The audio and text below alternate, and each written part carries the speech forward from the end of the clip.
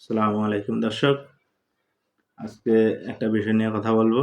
এটা হলো ডক্টর ইউনূস এবং আমাদের যে তারেক তারেক জিয়া, তার যে একটা বৈঠক অনুষ্ঠিত হবে 13 জুন শুক্রবারে, মানে আজকে আর কি। তো এই বৈঠকটি নিয়ে অনেক জল্পনা-কল্পনা বিরাজ করছে।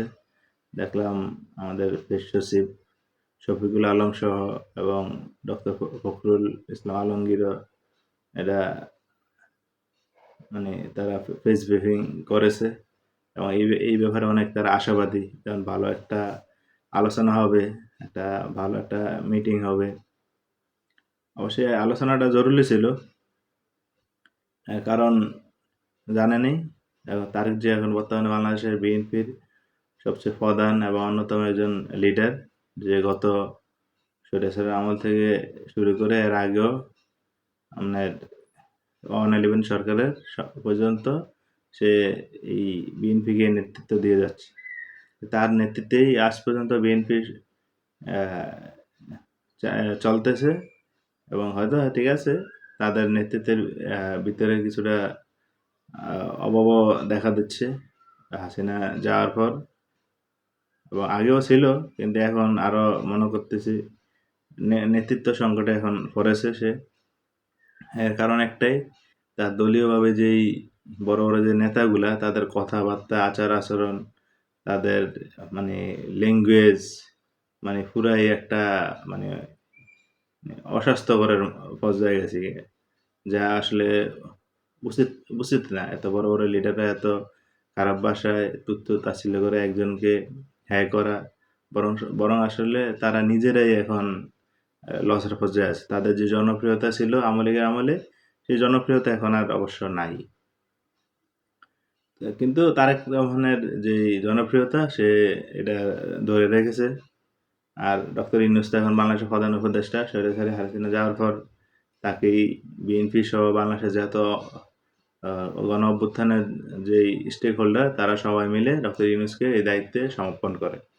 তো এটা আমরা স্বাভাবিক জনগণ হিসাবে আমরা এটা খুশি। এখন তার যে লন্ডন সফরে 4 দিনের সফর, শুক্রবার সে তারেক রহমানের সাথে বৈঠক হবে। তো এই ব্যাপারে একটা খবরও দেখতে পাচ্ছি যে বিএনপির কিছু নেতাকর্মী এই মিটিংয়ে তারা অংশগ্রহণ করার জন্য বাংলাদেশ থেকে তারা যাচ্ছে। তো এটা অবশ্য যাওয়া আমি মনে করি উচিত না। এর কারণ তারেক রহমান বড় লিডার, আর তার সাথেও হয়তো কিছু নেতাকর্মী আছে, থাকতেই পারে। আর ডক্টর ইউনূস বাংলাদেশের বর্তমান প্রধান উপদেষ্টা, তারা দুইজনে তারা একটা মিটিং করবে। কিন্তু এই যে এই ব্যাপারে যদি তারা বাংলাদেশের থেকে তাদের যে বড় যে বিএনপি যে সমস্ত বিতর্কিত নেতাকর্মী, তারা যদি এই মিটিংয়ের ভিতরে অংশগ্রহণ করে, হয়তো তারা অনেক কথাই তারা হয়তো খোলামেলিভাবে আলোচনা করতে পারবে না, বা তারা যা চায় বা সামনে কি করবে হয়তো কিছুটা আলোচনা করবে। দোনোজনই বর্তমান হিসাবে লিডার। ডক্টর ইউনূস এখন বাংলাদেশ সরকার চালাচ্ছে, আর আগামীর সরকারের নেতা তারেক রহমান। তো দর্শক, দেখা যাক তারা অবশেষে কি হয়, কি ঘোষণা আসে, বা তাদের তো মিটিং হওয়ার পরে তো কিছু আমাদেরকে তো প্রেস ব্রিফিং করবে, জানাবে কি নিয়ে বৈঠক হলো, কি ব্যাপারে বৈঠক হলো, তাদের ভিতরে কি সমঝোতা তৈরি হয়েছে, সব আলাপ আলোচনার মাধ্যমে এটা অবশ্য উচিত। এবং এটা আশা করি ইনশাল্লাহ এই ঘোষণাটাই আসবে তারেক রহমানের কাছ থেকে, ডক্টর ইউনূসের কাছ থেকে। যেমন তারা সরাসরি কি নিয়ে আলোচনা করতেছে এবং কতটুকু সমাধানের পক্ষে এসেছে, এটা অবশ্য উচিত। কেন এপ্রিলে নির্বাচনের ডেট ঘোষণা করেছে, হয়তো নভেম্বর ডিসেম্বরের দিকে তফসিল ঘোষণা করবে।